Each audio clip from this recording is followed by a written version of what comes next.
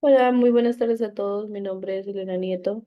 Estoy cursando la clase de embriología con el doctor Kevin Arita y el día de hoy vamos a hablar acerca de el sistema urogenital. Una pequeña introducción acerca del sistema urogenital. Podemos decir que desde la perspectiva funcional, el sistema urogenital puede dividirse en dos componentes del todo distintos, el sistema urinario y el sistema genital. No obstante, desde el punto de vista embrionario y anatómico, guardan una relación bastante íntima. Ambos se desarrollan a partir de una cresta mesodérmica común, que es el mesodermo intermedio, ubicado a lo largo de la pared posterior de la cavidad abdominal, y al inicio de su desarrollo los conductos excretores de los dos sistemas desembocan en la misma cavidad, que conocemos como las cloacas. Tenemos el sistema urinario, que son los sistemas renales. En secuencia craneofacial, perdón, craneocaudal, durante la vida uteriana, el humano se forma tres sistemas renales que se muestran en sobreposición discreta los pronefros, los mesonefros y los metanefros. El primero de estos sistemas es rudimentario y carece de función. El segundo puede funcionar por poco tiempo durante el periodo fetal temprano y el tercero da origen al riñón definitivo. Los pronefros. Al inicio de la cuarta semana está representado por 7 a 10 grupos celulares sólidos en la región cervical. Estos grupos forman unidades excretoras vestijales, los neutroformas que involucionan antes de que se forme otra exposición más caudal. Al final de la cuarta semana, todo rastro del sistema pronéfico ha desaparecido. Los mesonefros y los conductos mesonéfricos derivan del mesodermo intermedio, desde los segmentos torácicos superiores hasta los lumbares superiores. En una fase temprana de la cuarta semana del desarrollo, durante la regresión del sistema pronéfico, aparecen los primeros túbulos excretores de los mesonefros. Se elongan con rapidez, constituyen un asa de forma S y adquieren un ovillo capilar que dará origen al glomérulo exoextremo medial. Alrededor del glomérulo, los túbulos forman la cápsula de Bowman y esta estructura constituyen en conjunto un corpus renal en la región lateral del túbulo que ingresa al conducto colector longitudinal conocido como el conducto mesonéfrico o The Walls. A la mitad del segundo mes, el mesonefro da origen a un órgano grande de forma ovoide a cada lado de la línea media. Debido a que la gónada en desarrollo está en su región medial, la elevación que crean los dos órganos se conoce como cresta urogenital. Mientras los túbulos caudales se siguen diferenciando, los túbulos crenales y los glomérulos muestran cambios degenerativos, y al final del segundo mes, la mayor parte de ellos ha desaparecido. En el varón, algunos túbulos caudales y el conducto mesonéfrico persisten y participan en la formación de sistemas genitales, pero en la mujer desaparecen. Metanefros, que es el riñón definitivo. El tercer órgano urinario, el metanefros o riñón definitivo, aparece en la quinta semana. Sus unidades excretoras se desarrollan a partir del mesodermo metanéfrico, de igual modo en el que el sistema mesonéfrico, el desarrollo del sistema de conducto difiere de los otros sistemas renales. El sistema colector. Los conductos colectores del riñón definitivo se desarrollan a partir de la yema uretral, una imaginación del conducto mesonéfrico cercana a su sitio de entrada a la cloaca. La yema penetra el tejido metanéfrico, que se moldea sobre su extremo distal como un capuchón. De manera subyacente, la yema se dilata para formar la pelvis renal primitiva y se divide por porciones craneales y caudal que forman los fórulos a veces mayores. Cada cáliz forma dos yemas nuevas al tiempo que penetra el tejido metanéfrico.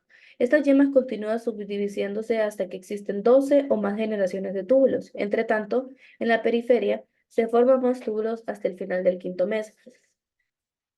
Los tubos de segundo orden crecen y absorben en aquella de la tercera y cuarta generación, para dar origen a los cálices menores de la pelvis renal en una fase posterior a los túbulos colectores de la quinta generación, y las sucesivas se logran en grado considerable y convergen en el cáliz menor. Para constituir la pirámide renal, la yema uretral da origen al uréter, la pelvis renal, los cálices mayores y menores y entre 1 y 3 millones de túbulos colectores.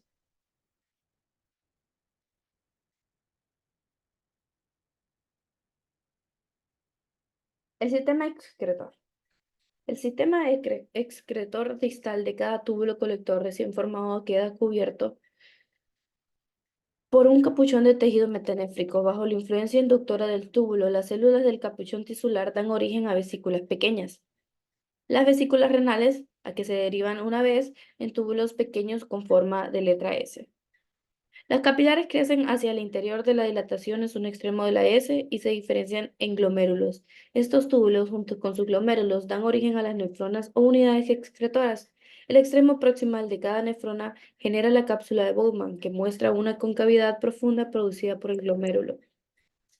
El extremo distal da origen a una conexión abierta con uno de los túbulos colectores, con lo que se establece la vía de paso desde la cápsula Bowman hasta la unidad colectora. La elongación continua del túbulo excretor determinado la formación del túbulo cortoneal tono proximal, enlace de Henle y túbulo cortoneal distal. De ahí que el riñón se desarrolla a partir de dos fuentes y el mesodermo metanéfrico que provee las unidades excretoras y la yema uretral que da origen al sistema colector. Las nefronas se siguen formando hasta el nacimiento, momento en el que existen alrededor de un millón en cada riñón. La producción de orina inicia a la semana 12, seguida por la diferenciación de los capilares glomerales que comienzan a formarse a partir de la semana 10. Al momento del nacimiento, los riñones tienen un aspecto lobulado, pero ese aspecto desaparece durante la niñez como consecuencia del crecimiento adicional hasta las nefronas, no obstante, su número no se incrementa. La regulación molecular del desarrollo del riñón.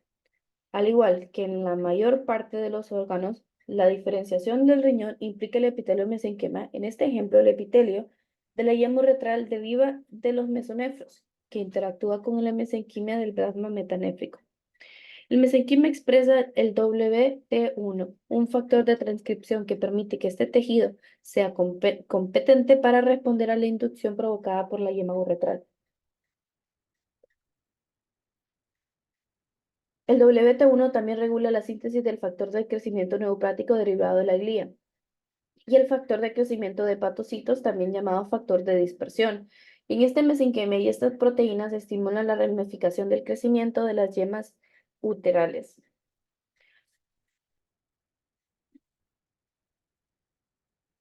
Los receptores de sinasa de tirosina, RET, para el GNDF y el MET para el HGF, se sintetizan en el epitelio de las yemas uretrales, como lo que se establecería vías de señalización entre los tejidos. A su vez, las yemas inducen la mesenquimia por medio del factor de crecimiento de fibroblastos y la proteína morfogénica, o sea 7, BMP7.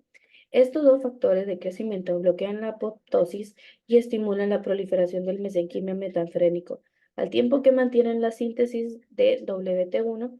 La conversión del mesenquimio en un epitelio para la formación de nefronas también está mediada por las yemas uretrales también, mediante la expresión de WNT9B y WNT6, que inducen a la regulación positiva de los genes PAX2 y WNT4 en el mesenquima metanéfrico. El factor PAX2 promueve la condensación de la mesenquimia para prepararse para la formación de los tubos en tanto WNT4 hace que el mesenquima condensado experimente epitelización y construya los túbulos. Por defecto de estas interacciones, la matriz intracelular también experimenta modificaciones. De este modo, fibronéctica, colágena 1 y colágena 3 son sustituidas por laminina y colágeno tipo 4. Características de las láminas basales epiteliales. Además, se sintetizan las moléculas de adición celular silicán, cadena E, esencias de la concesión y la mesenquimia del epitelio.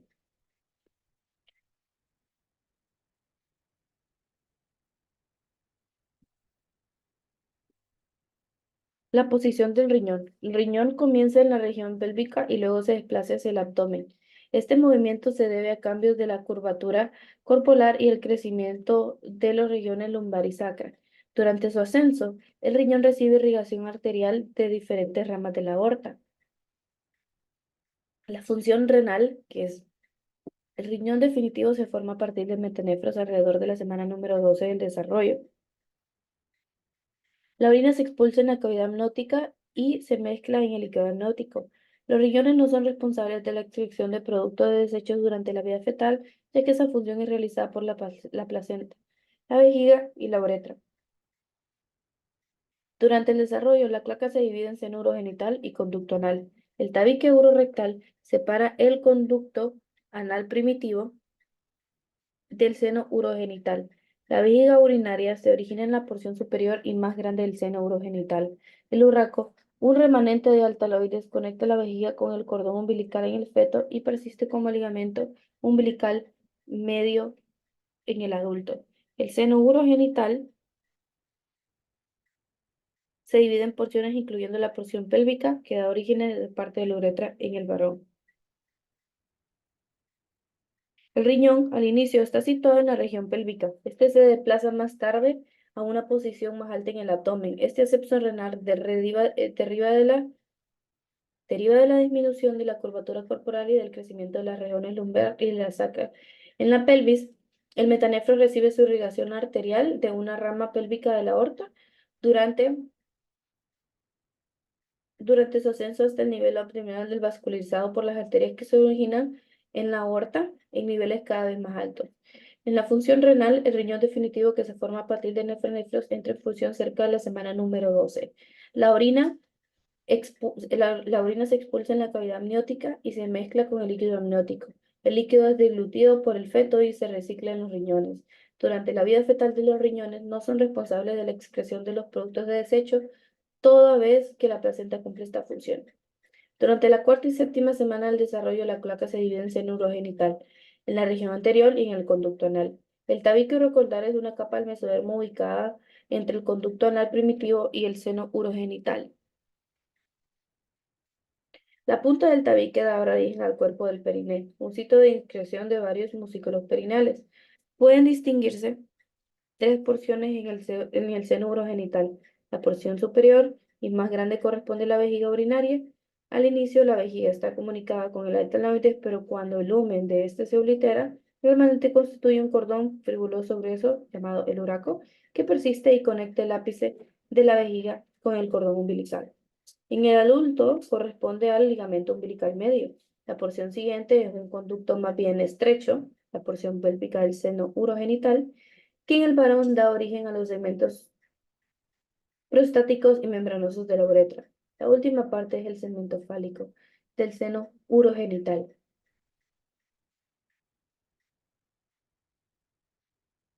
Dicha porción muestra aplanamiento lateral y al tiempo que el tubérculo genital crece, esa parte del seno experimenta tracción ventral. El desarrollo del segmento fálico del seno urogenital difiere en gran medida entre los dos sexos. Durante el proceso de diferenciación de la cloaca, las porciones caudales de los conductos mesonéfricos quedan incluidos en la pared de la vejiga urinaria. En consecuencia, los uretres, al inicio de vaginaciones de los conductos mesonéfricos, ingresan a la vejiga en forma independiente. Como resultado del ascenso de los riñones, los orificios de los uretres se desplazan en dirección cefálica. Lo de los conductos mesonéfricos se acercan entre sí para ingresar a la uretra prostática y el varón se convierte en los conductos eyaculadores, debido a que tanto los conductos mesonéfricos como los uretres se originan a partir del mesodermo, la mucosa de la vejiga que se forma por la incorporación de los conductos, el trígono vestal, es también de origen mesodérmico. A pasar el tiempo, el recubrimiento mesodérmico del trígono es sustituido por epitelio endodérmico, que de tal modo que el interno de la vejiga queda por último cubierto en su totalidad por epitelio endodérmico.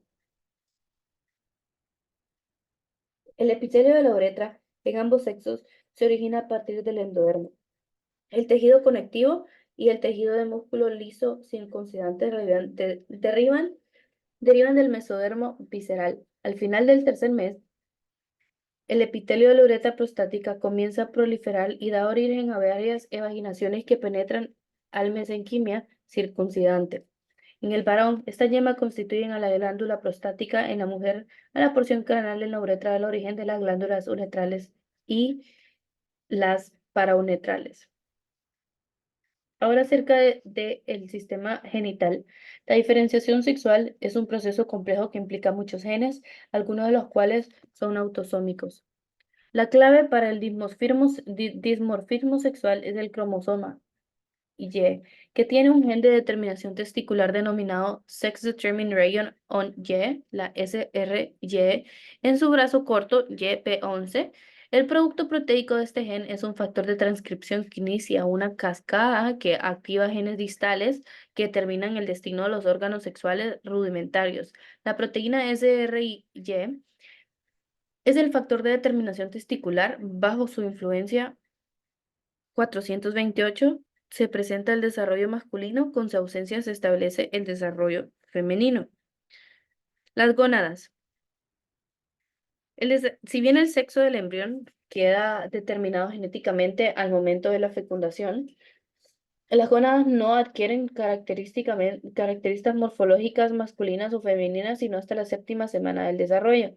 Las gónadas aparecen al inicio como un par de rebordes longitudinales. Las crestas genitales o gonadales se forman a partir de la proliferación del epitelio y una condensación del mesenquimio subyacente. Las células germinales no aparecen en las crestas genitales sino hasta la sexta semana del desarrollo. Las células germinales primordiales surgen del epiblasto, migran por la línea primitiva y a la tercera semana ya residen entre la célula del endodermo de, de la pared del saco viteliano en la proximidad al antoide. Durante la cuarta semana migran con movimientos ameboides por el mesenterio dorsal del intestino posterior y alcanzan las gónadas primitivas al principio de la quinta semana para invadir las crestas genitales en la sexta semana. Si no alcanzan las crestas, las gónadas no se desarrollan o son rudimentarias. Así, las células germinales primordiales tienen un efecto inductor sobre el desarrollo de la gónada en ovario o testículo. El desarrollo de las gónadas se inicia con la aparición de las crestas genitales en la séptima semana de gestación. Estas estructuras se forman a partir de la proliferación del epitelio y de la condensación del mesenquimio subyacente. Las células germinales primordiales que emergen al epiblasto migran hacia las crestas genitales durante la sexta semana de desarrollo. Su llegada y su interacción con las células de las crestas genitales son cruciales para determinar el sexo del embrión.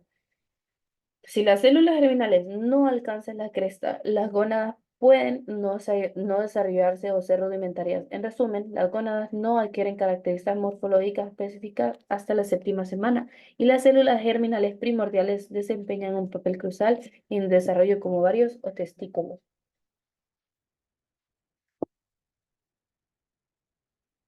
Poco antes y durante la llegada de las células germinales primordiales, el epitelio de la cresta genital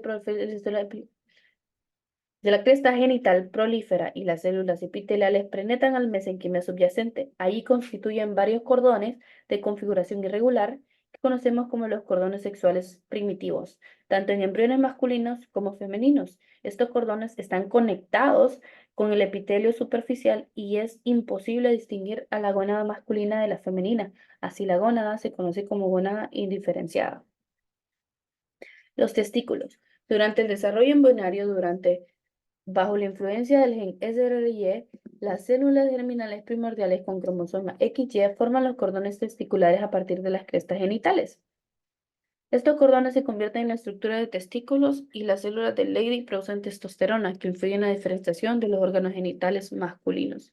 Si el embrión tiene genética masculina, las células germinales primordiales cuentan con un complemento XY.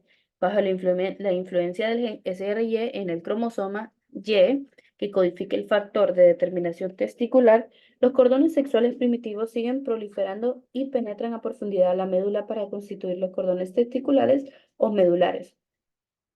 Hacia el hilo de la glándula, los cordones se desintegran para formar una red de tiras celulares diminutivas, que más tarde dan origen a los túbulos de la Reyes.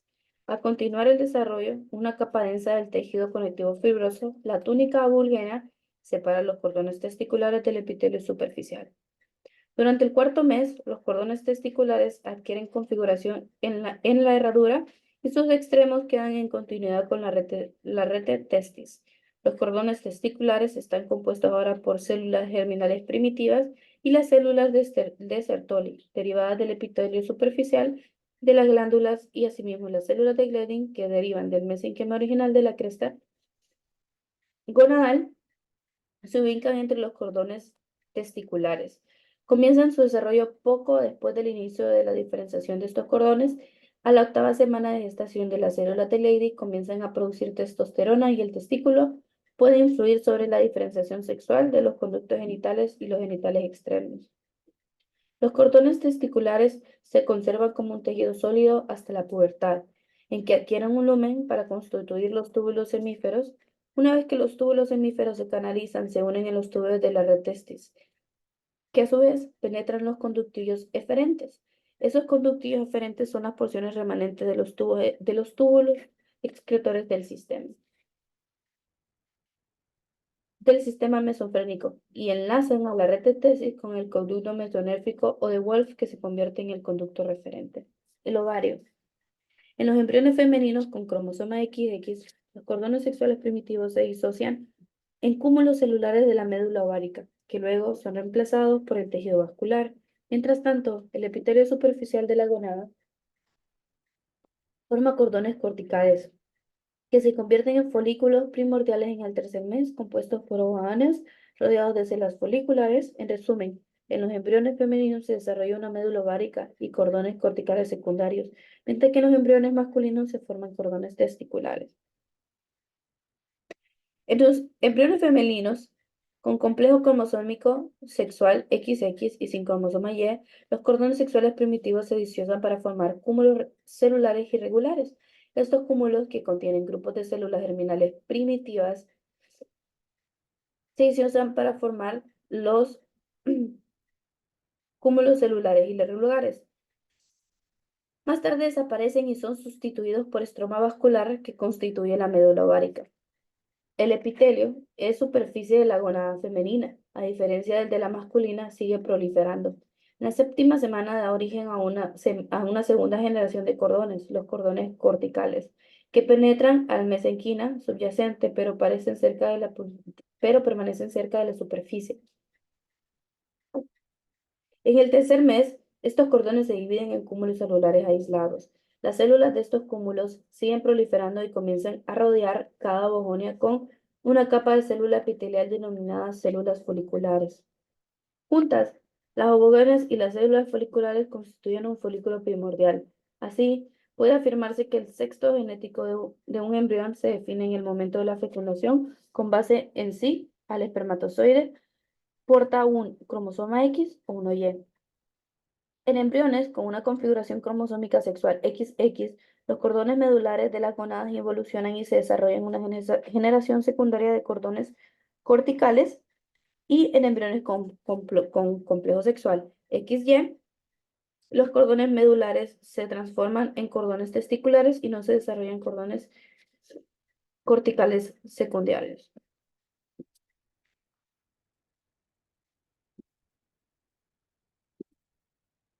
Los conductos genitales. La etapa indiferenciada. En embriones tanto masculinos como femeninos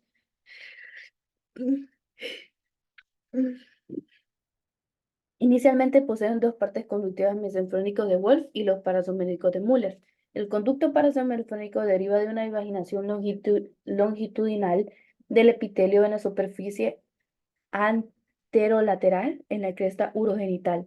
En los embriones masculinos, los conductos genitales se desarrollan a partir de la región del sistema renal mesofrénico bajo la influencia de la testosterona. En la región craneal, el conducto se abre hacia la cavidad abdominal a través de una estructura similar en el embudo. En la región caudal discurre una posición lateral del conducto mesofrénico y luego lo cruza por delante para enlogarse en dirección caudomedial. En la línea media entra en contacto estrecho con el conducto paramesofrénico del lado opuesto. El extremo caudal funcionado de ambos conductos se proyecta hacia el interior de la pared posterior del seno urogenital, donde da origen a una pequeña protuberancia. El tubérculo paramesofrénico. Los conductos mesofrénicos drenan con el seno urogenital a ambos lados del tubérculo paramesofrénico. Los conductos genitales masculinos.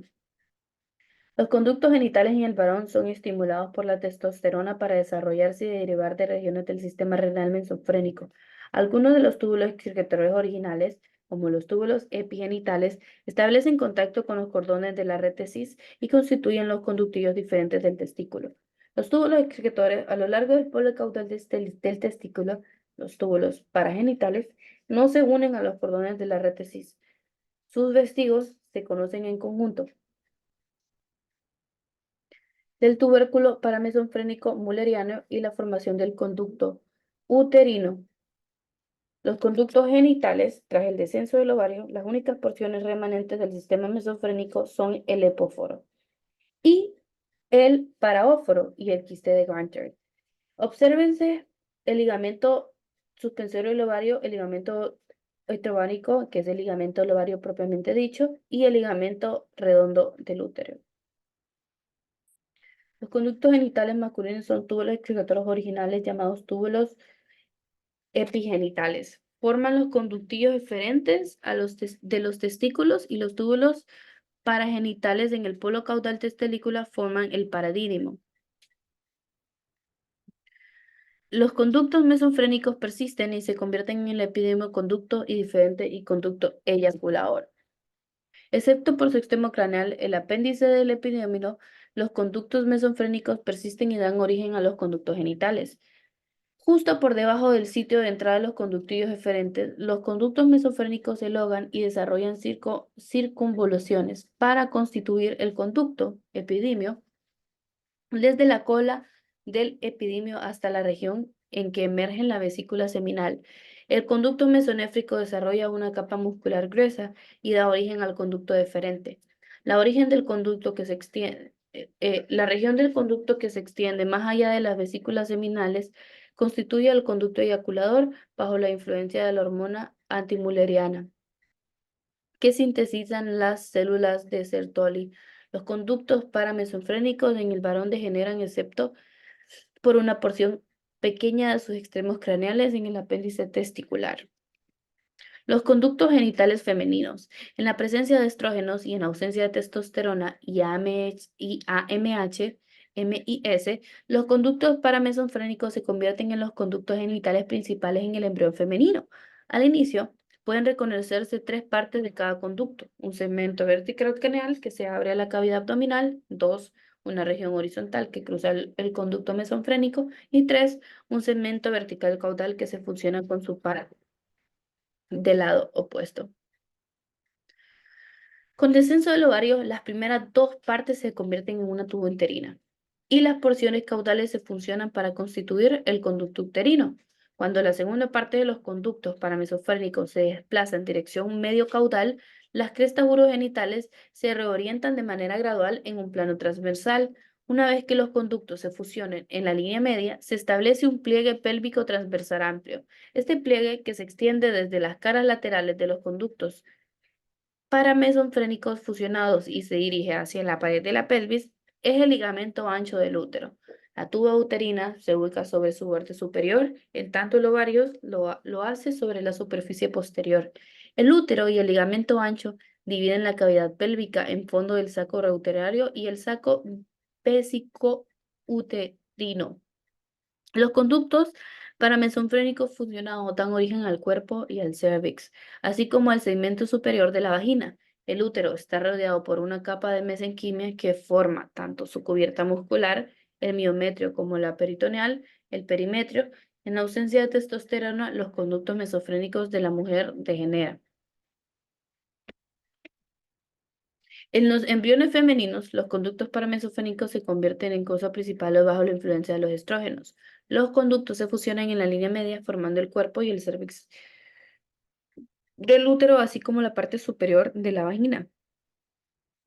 Acerca de la regulación molecular de los conductos genitales, podemos encontrar el gen SRY y el SOX9 son cruciales para el desarrollo testicular. El SRY y el SOX9 inducen a la producción de FGF9 que guía a los túbulos del conducto mesofrénico hacia la cresta gonadal. El SRY junto con SOX9 regula positivamente la síntesis del factor esteroidogénico 1, involucrando la diferenciación de las células Sertoli y Leydig. La testosterona y la dihidrotestosterona, mediadas por sus receptores específicos, regulan la diferenciación de los conductos genitales y los genitales externos masculinos.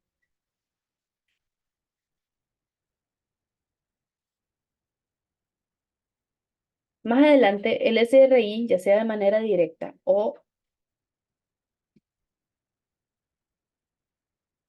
indirecta por medio de los SOX9, induce una regulación positiva sobre la síntesis del factor esteroidogénico, que estimula la diferenciación de las células Sertoli y de Leydig junto con el SOX9, SF1, y eleva la concentración del AMH, y con esto produce la involución de los conductos paramesofrénicos de Müller. En las células de Leydig, SF1 regula positivamente a los genes de las enzimas que sintetizan la testosterona. La testosterona ingresa a las células de los tejidos blancos, donde permanece sin cambios o es convertida en hidrotestosterona por la enzima reductasa 5A. La testosterona y la edritosterona se unen al receptor intracelular específico de gran finalidad, y este complejo hormona-receptor se transporta al núcleo donde se une el ADN para regular la transcripción de genes específicos del tejido y obtener su producción proteicos. Los complejos testosterona-receptor me medían la diferencia de los conductos mesofrénicos para dar origen al conducto deferente, las vesículas seminales, los conductos deferentes y el epidemio. Los complejos dihidrotestosterona receptor modulan la diferenciación de los genitales externos masculinos.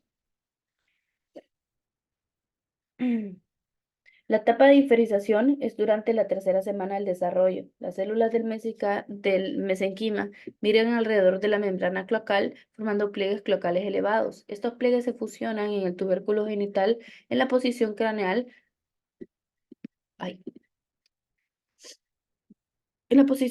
a la membrana, mientras que se subdividen en pliegues subretrales y anales en la región caudal. Además, protuberancias genitales se forman a cada lado de los pliegues uretrales, que en el feto masculino se convierten en los escrotos.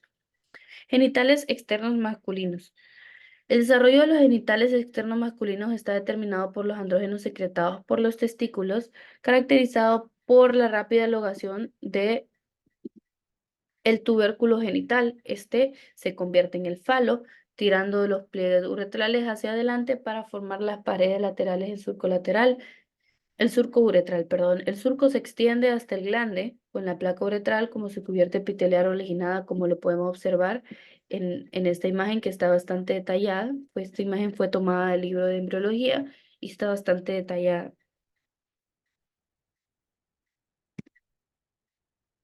Los genitales externos femeninos. Los estrógenos influyen en el desarrollo de los genitales externos femeninos, donde el clítoris se forma a partir del tubérculo genital y los menores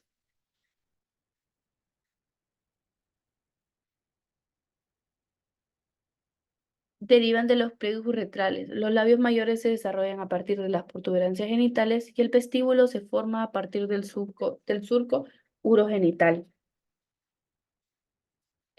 Acerca de la vagina, podemos hablar un poco de que poco después de que el extremo sólido de los conductos paramesofrénicos entre en contacto con el seno urogenital, surgen dos evaginaciones sólidas a partir de la porción pélvica del seno. Estas evaginaciones, los bulbos senovaginales, proliferan y dan origen a la placa vaginal sólida. La proliferación continúa en el extremo craneal de la placa, lo que incrementa la distancia entre el útero y el seno urogenital. Para el final del quinto mes, la evaginación vaginal está del todo canalizada. Las extensiones vaginales que se asemejan a las alas y rodean el extremo inferior del útero, los fornix, los fondos de saco vaginales, son de origen paramesonéfrico. Así, la vagina tiene un origen dual, con su porción superior derivada del conducto uterino y la inferior del seno urogenital. La cavidad de la vagina permanece separada de la del seno urogenital por una delgada placa del tejido, el himen.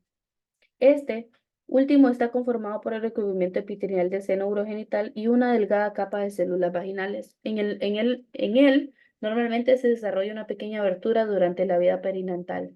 En la mujer puede conservarse algunos remanentes de los tubos excretores craneales y caudales en el mesoovario, donde constituye del epóforo y el paraóforo, respectivamente. El conducto mesonéfrico desaparece, excepto por una porción craneal pequeña que se identifica en el epóforo y en ocasiones una región caudal pequeña que puede identificarse en la pared del útero o la vagina en fase posterior a la vida que puede formar el quiste de Ganter.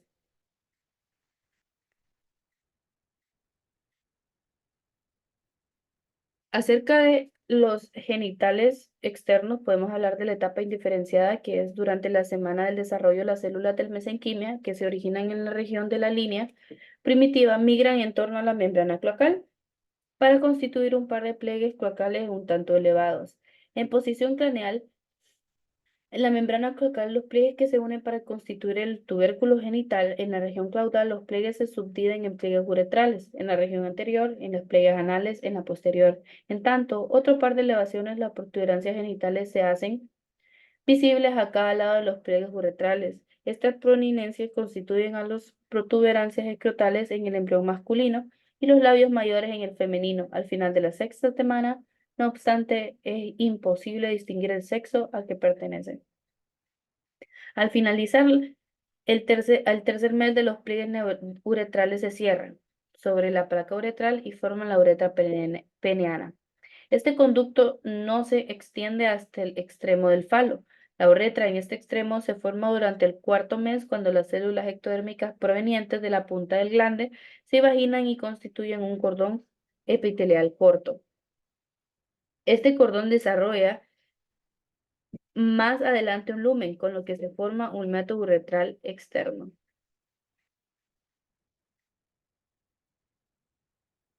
El descenso testicular.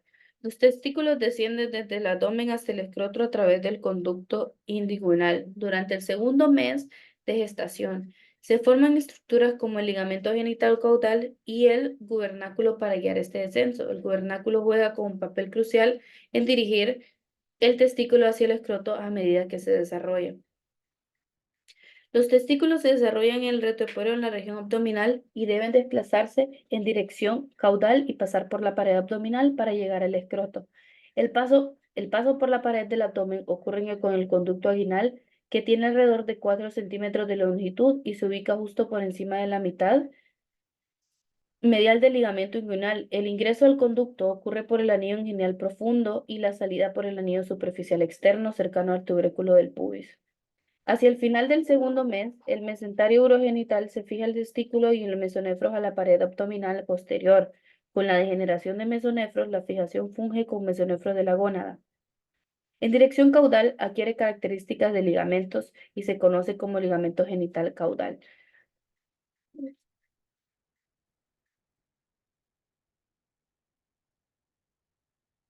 Los factores que controlan el descenso de los testículos no se conocen del todo. Sin embargo, al parecer el crecimiento del segmento extraabdominal del gubernáculo da origen a la migración intraabdominal. Además, el incremento de la presión intraabdominal por el crecimiento los órganos induce su paso por el conducto inguinal y que la regresión de la porción extraabdominal del gubernáculo permite que se complete el desplazamiento del testículo hasta el escroto. Por lo normal, los testículos llegan a la región inguinal alrededor de las 12 semanas de gestación, han migrado por el conducto inguinal a las 28 semanas y han llegado al escroto a las 33 semanas. El proceso recibe influencia de hormonas, entre ellas andrógenos y MIS. El descenso de los ovarios, el descenso de las gónadas es considerablemente menor en el feto femenino que en el masculino, y los ovarios, por último, se establecen justo debajo del borde de la pelvis verdadera. El ligamento genital craneal constituye el ligamento supersticioso del ovario, en tanto el ligamento genital caudal da origen al ligamento útero ovárico, que es el ligamento del ovario propiamente dicho, y el ligamento redondo del útero. Este último se extiende hacia los labios mayores. El descenso de las gónadas es considerablemente menor al feto femenino que en el masculino, y los ovarios, por último, se establecen justo debajo del borde de la pelvis.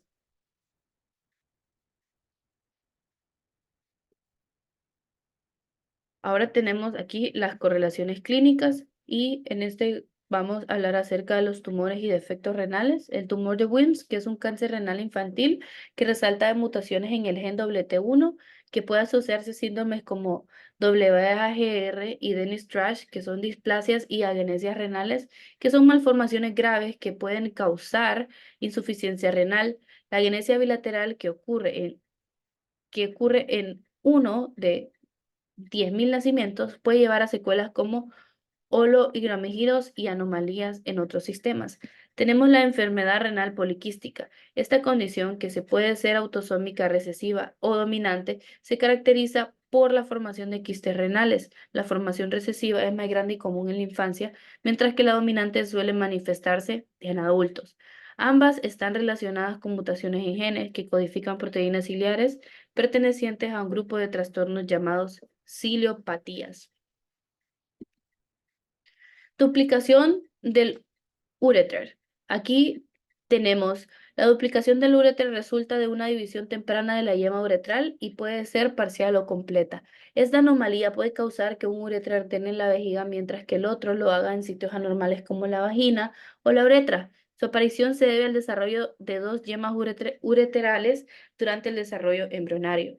La localización anómala de los riñones. Durante el desarrollo, los riñones pueden tener ubicaciones anómalas. El riñón pélvico se queda en la pelvis debido a su incapacidad para ascender. En caso de compresión de la bifurcación arterial, los polos inferiores de los riñones pueden fusionarse formando un riñón en herradura. Este último suele ubicarse a nivel de las vértebras lumbares inferiores. Los uretres pasan por delante del istmo del riñón en herradura en dirección caudal, y la presencia de arterias renales accesorias derivados de vasos embrionarios persistentes es común y pueden ingresar por los polos superiores o inferiores de los riñones.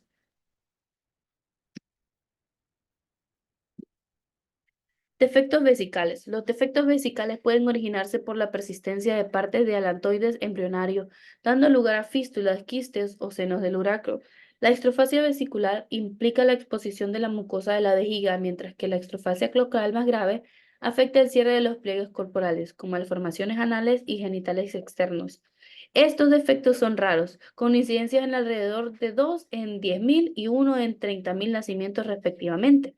Los defectos uterinos y vaginales pueden surgir de la falta de fusión de los conductos paramesofrénicos durante el desarrollo. Estos defectos pueden manifestarse como útero didelfo, útero arqueado o útero bicorne con dos cuernos que se conectan a una vagina común.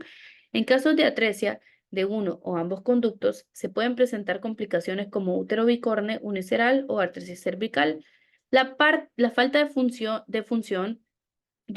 o de desarrollo de los bulbos signovaginales puede resultar en la duplicación vaginal de la atresia. Estas anomalías pueden tener diversas implicaciones clínicas. Defectos de los genitales masculinos. La hipospadia es un defecto en el que la fusión de los pliegues uretrales es incompleta, resultando en orificios uretrales anormales de la superficie ventral del pene. Puede presentarse cerca del glande, a lo largo del cuerpo, cerca de la base del pene e incluso extenderse en la rafa escrotal en casos raros. La incidencia de la hipospasia es de 3 a 5 por cada 1.000 nacimientos y ha mostrado un aumento en las últimas décadas, posiblemente relacionado con factores ambientales como los disruptores endocrinos. El trastorno del desarrollo sexual. Los trastornos de desarrollo sexual pueden resultar en genitales ambiguos al nacer, como un clítoris grande o un pene pequeño con hipospadias. Estos casos, conocidos como trastornos del desarrollo sexual, pueden presentar combinaciones del tejido ovárico y testicular con una tendencia hacia la masculinización. En la mayoría de los casos, el diagnóstico preciso mediante genética molecular ha mejorado, pero la asignación de género sigue siendo un tema controvertido. En resumen, los sistemas urinarios y genitales se desarrollan a partir del tejido mesodérmico. Tres sistemas urinarios se desarrollan en secuencia temporal de los segmentos craneales hasta los caudales. El pronefro, que se forma en la región cervical y vestigial, el mesonefro, que se forma en las unidades torácica y lumbar, Es grande y se caracteriza por la presencia de unidades excretoras que son como las nerófras y por contar con su propio conducto colector, el conducto mesonéfrico de Wolff. El metanefros o riñón definitivo se desarrolla a partir de dos fuentes. Forma sus propios túbulos excretores o nefronas igual que el mesonefro, pero su sistema colector se origina a partir de la yema uretral. Una evaginación del conducto mesonéfrico. Esta yema da origen al uretra, la pelvis renal y las cálices, así como con todo el sistema colector.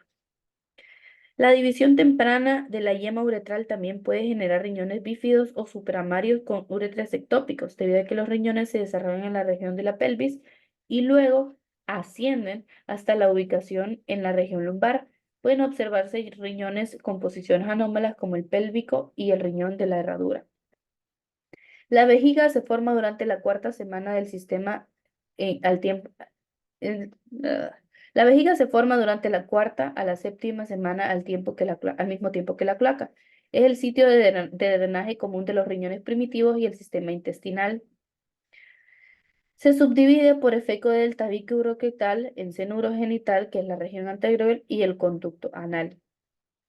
El sistema genital está constituido por unas gónadas o glándulas sexuales primitivas, conductos genitales y genitales externos. Los componentes pasan por una fase indiferenciada que pueden desarrollarse con estructuras masculinas o femeninas. El desarrollo ovárico ocurre en ausencia del gen SRY y en presencia del WNT4. El gen maestro para este proceso de diferenciación es el WNT4.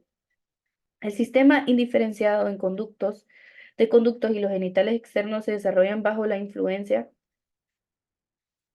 de las hormonas. Durante la indiferenciada existen dos sistemas ductales, el conducto mesonéfrico y el conducto paramesonéfrico.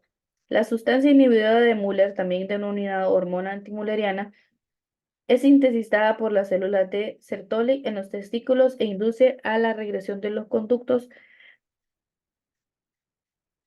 paramesonéfricos. También, ya para terminar, podemos dejar en claro de que los genitales también comienzan a formarse en una fase indiferenciada. En el exterior del piso de la pelvis, inicialmente se forman un tubérculo genital, dos protuberancias genitales y dos pliegues cloacales. Cuando el tabique urocolectal alcanza el interior de este piso para separar el conducto anal del seno urogenital primitivo, que pronto formará la vejiga, los pliegues coacales comienzan a denominarse pliegues uretrales. En el varón, el tubérculo genital crece y se domina falo, al tiempo que se elogia tira de los pliegues uretrales para unirlos y estos se fusionan para formar el cuerpo del pene. Entre tanto, las prominencias genitales crecen para constituir las protuberancias excretales que también se unen y fusionan en la línea media. En la mujer, el tubérculo genital da origen al clítoris, los pliegues uretrales a los labios menores y las protuberancias genitales a los labios mayores. Observe que en la mujer no existe función de las estructuras primordiales. De igual modo, nótese que las estructuras análogas en los dos sexos, pene y clítoris y escrotos labios mayores. Esto ha sido todo. Ese era un pequeño resumen acerca del capítulo número 16, donde hablamos del sistema urogenital. Muchas gracias por escuchar.